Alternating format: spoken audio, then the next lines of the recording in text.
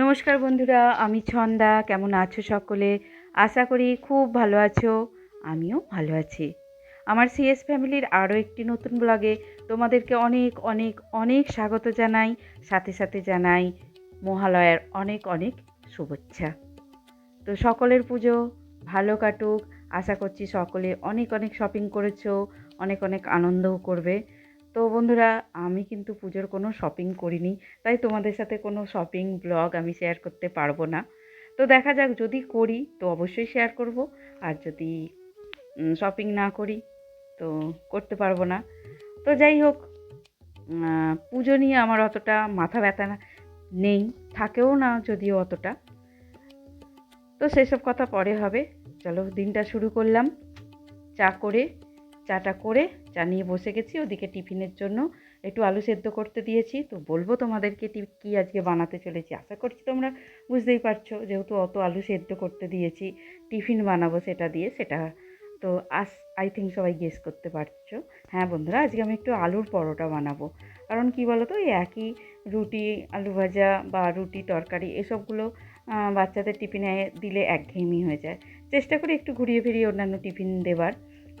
তো যাই হোক, আলুটা সেদ্ধ করতে দিয়ে চা খেয়ে নিলাম। নিয়ে এবার কিছু মশলা আমি গুঁড়ো করে নেব। জিরে, ধনে, মৌরি, এখানে শুকনো লঙ্কা, তেজপাতা, এগুলোকে একটুখানি নেড়ে নিচ্ছি। হালকা ভাজা ভাজা হবে, সুগন্ধ ছেড়ে এলেই নামিয়ে নেব। হালকা একটু ঠান্ডা হয়ে গেলেই আমি শিলনোড়ার মধ্যে গুঁড়ো করে নেব। তো তোমরা চাইলে মিক্সার গ্রাইন্ডারে গুঁড়ো করতে পারো। তো আমার হাতে একটুখানি সময় ছিল, আর এই মশলাটা একটু হাতে গুঁড়ো করে নিলে, যেহেতু মশলার পরিমাণটা অল্প, তো হাতে গুঁড়ো করে নিলে কী হয় বলো তো, টেস্টটা একটু বেশ ভালোই হয়। মশলা, যে কোনো মশলা বাটা বলো গুঁড়ো বলো, হাতে করে নেওয়াটাই বেস্ট। কিন্তু এখন আর কারো তো সময় থাকে, তো সময় বাঁচাতে আমরা মিক্সার গ্রাইন্ডারে সাহায্য নিই। এমনকি মশলা বেটে রেখেও দিই ফ্রিজের মধ্যে, যাতে এই সকালবেলাটা তাড়াহুড়ো না করতে হয়। তো যাই হোক, দেখো বন্ধুরা, ওখানে আমি মশলাটা গুঁড়ো করে নিলাম। নিয়ে এখানে আলুটাও ছাড়িয়ে নিচ্ছি। আর প্রচণ্ড গরম, আর আমি একটা ছোট্ট বাটিতে দেখো ঠান্ডা জল নিয়েছি, আর হাতটা মাঝে মাঝে ডুবিয়ে নিচ্ছি যাতে গরমটা না লাগে। আর এদিকে দেখো আটাটাও মেখে নিচ্ছি, কারণ আটা দিয়েই আমি পরোটাটা করব। অনেকে বলে না যে পুরভরা পরোটা করলে ময়দারটাই ভালো হয়, নাহলে বেরিয়ে যায়। কিচ্ছু হয় না বন্ধুরা, বরঞ্চ ভালোই হয়। আর আটা খাওয়াটাও আমাদের শরীরের পক্ষে ভালো, হেলদি। তো ময়দাটা আমরা প্রায় খাই না, মানে বন্ধই করে দিয়েছি বলতে পারো। তো যাই হোক, এখানে দেখো আবারও কড়াই বসিয়ে দিয়ে একটু শুকনো লঙ্কা, জিরে আর কুচনো লঙ্কা দিয়ে, কুচনো আর কি গ্রিন চিলি যেটা, কাঁচা লঙ্কা, আর একটু হিং দিয়ে আমি আলুগুলোকে দিয়ে দিলাম। দিয়ে এবার পরিমাণ মতো লবণ, হলুদ আর ভাজা মশলাটা দিয়ে সুন্দর করে নেড়ে একটু শক্ত বা টাইট মতো করে নেব, যাতে পুর থেকে মশলাটা বেরিয়ে না যায়। আর যে মশলাটা গুঁড়ো করে নিয়েছিলাম ওটাও দিয়ে দিলাম। তো বেশ ভালো রকম একটু ভাজা ভাজা মতো হয়ে গেলে নামিয়ে নিলে ঠান্ডা করে তারপরে বেলে নিতে হবে। তো আমার এখানে বেলা হয়ে গেছে, আর এখানে দেখো আমি সাদা তেল দিয়ে পরোটাগুলোকে এক এক করে ভেজে নিচ্ছি। আর একটুখানি বাটার দিয়ে কয়েকটা পরোটা করে নেব, কারণ সিঁদুর বাটারটা খুব ভালো লাগে। আর টেস্টটাও একটু পরোটায়, মানে বাটারটা দিলে একটু অন্যরকম হয়ে যাবে। দেখো কত সুন্দর হয়েছে। তো পনির দিয়ে, আলু দিয়ে, আর শীতকালে তো এলে তো কথাই নেই, তুমি যা খুশি দিয়ে করতে পারো। বাঁধাকপি, ফুলকপি, মূলো সব দিয়েও নানা রকম পরোটা করে দিলে এতে বাচ্চাদের পেটে একটু সবজিটাও যায়, প্লাস টেস্টটাও একটু অন্যরকম তারা পায়। তো দেখো এক এক করে পরোটাগুলো আমি সুন্দর করে ভেজে নিচ্ছি। নিয়ে তারপরেই আমি ছেলেদের টিফিনে দিয়ে দেব। আর এর সাথে আমি অন্য কিছু আর দেবো না, সস দিয়েই দিয়ে দেবো। আর এর মধ্যে দেখো আমাদের বাড়িতে কে চলে এসেছে। তো বন্ধুরা, দেখতেই পাচ্ছ, হ্যাঁ, আমাদের বাড়িতে অতিথি এসেছে। আমার বড়মশাই একটু অতিথি সেবা করছে আর কি। তো অতিথিকে সেবা করাচ্ছে, একটা কলা দিয়েছে, খুব তৃপ্তি করেই সে খেলো। ছেলেরাও দিয়েছে বিস্কুট, বসে বসে খেলো। আর ওইখানটা না বসা যাচ্ছে না, কীভাবে ধরে দেখো বসেছে। একেই বলে পেটের জ্বালা। সত্যি কথা বলতে বন্ধুরা, খাবার জন্য কষ্ট সবাইকেই করতে হয়। তো যাই হোক, ওখানে ছেলেদেরকে টিফিন দিয়ে গুছিয়ে স্কুলে তো পাঠিয়ে দিলাম।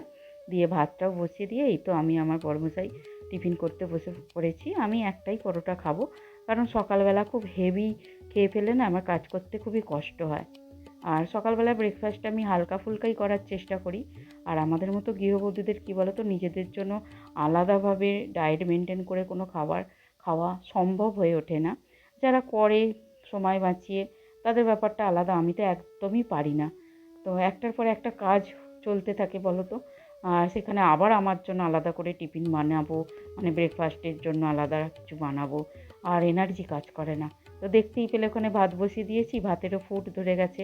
আর এদিকে দেখো টিফিনের কতটা বাসন, টিফিনেই এতটা বাসন, একেবারে পাহাড় সম। তো এগুলোকে তো মেজে উঠিয়ে নিতেই হবে, বলো না। তারপরে আছে আবার রান্না বান্না। আজকে হচ্ছে বৃহস্পতিবার, ঘর মোছারও ব্যাপারটা আছে।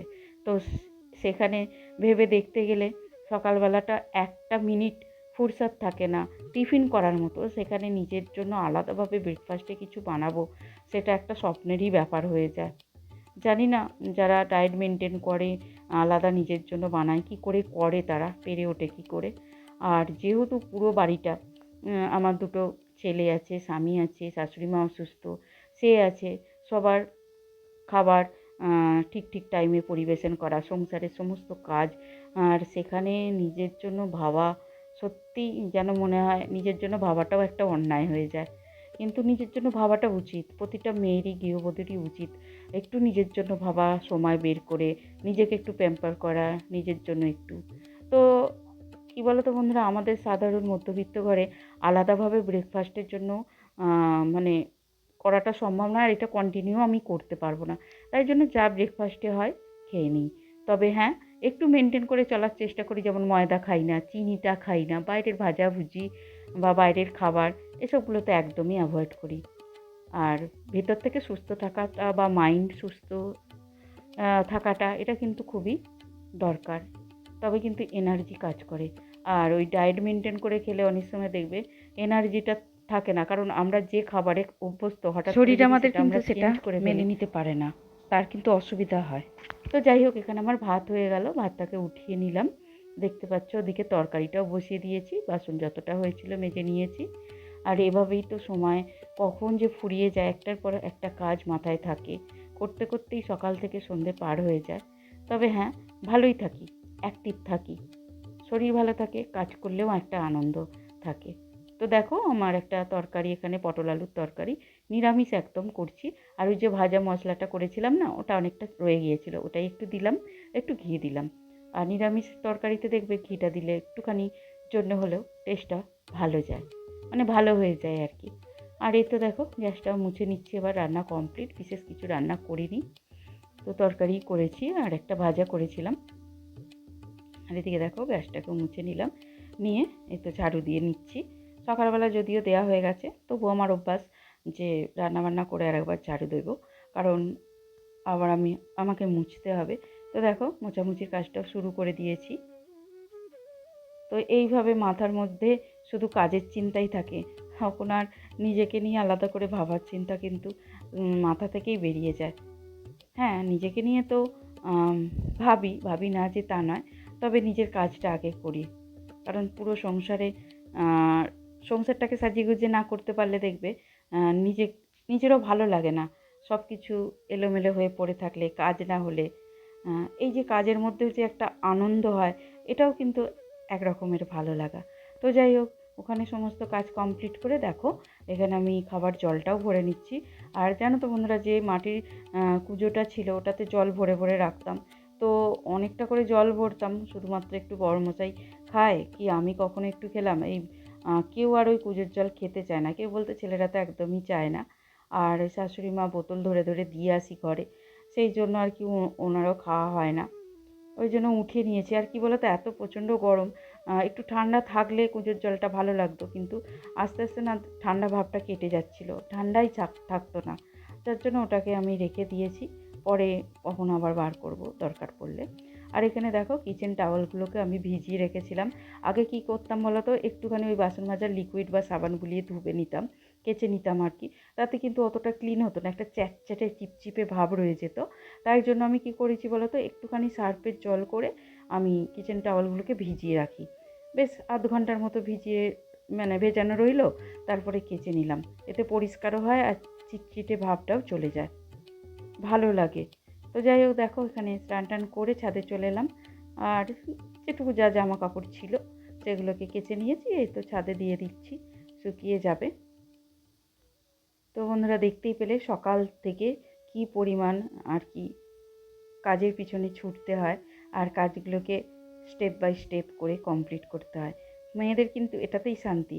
সকালবেলা চিন্তা করি কী করে কী কাজ করব, কতটা কি পারবো, কিন্তু কাজে হাত দিলে কিন্তু সুন্দরভাবে কাজগুলো হয়েই যায়। আর তারপর যে একটা শান্তি লাগে না, কি বলবো। তো বন্ধুরা দেখো, ঘড়িতে 2টো বাজে, আমি गुरु ब्रह्मा সমস্ত गुरु কাজ विष्णु কমপ্লিট गुरुदेव করে महेश्वरा गुरु পুজো साक्षात् করছি। परम ब्रह्म तस्मै श्री गुरुदेवाय नमः। गुरु ब्रह्मा गुरु विष्णु गुरुदेव महेश्वरा गुरु साक्षात् परम ब्रह्म तस्मै श्री सद्गुरुदेवाय नमः। गुरु ब्रह्मा गुरु विष्णु गुरुदेव महेश्वरा गुरु साक्षात् परम ब्रह्म तस्मै श्री सद्गुरुदेवाय नमः।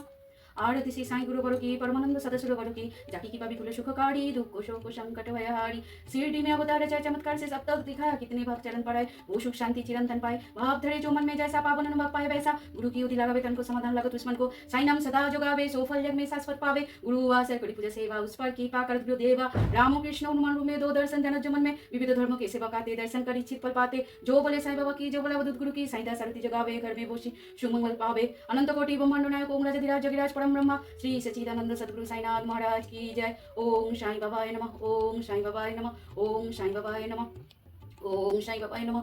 ओम साई बाबाय नमः। हरे कृष्ण कृष्ण कृष्ण हरे हरे हरे राम राम राम हरे हरे।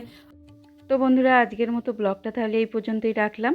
যদি তোমাদের আজকের ব্লগ কোথাও একটু ভালো লাগে প্লিজ প্লিজ বন্ধুরা লাইক করো, কমেন্ট করো। আর যারা চ্যানেলে আমার নতুন বন্ধু হয়েছো আজকে, প্লিজ চ্যানেলটা সাবস্ক্রাইব করে দিও, আমার পাশে থেকো। তাহলে দেখা হবে খুব শীঘ্রই নতুন আরও একটা ব্লগে।